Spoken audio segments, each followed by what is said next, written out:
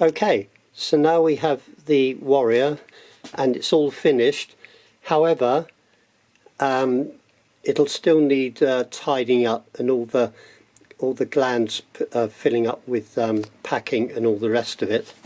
And so yeah, so if we now switch it on, yeah, it will start and it will be going. Unfortunately, yeah, so cool, so switch it off. Unfortunately, the crankshaft is a little bit bent, and that's why the flywheel is going round uncentral, and that. So shall we do it again just to try it? Switch on.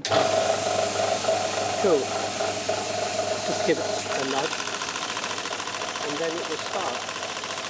So yeah, so off. Yes, so that's it.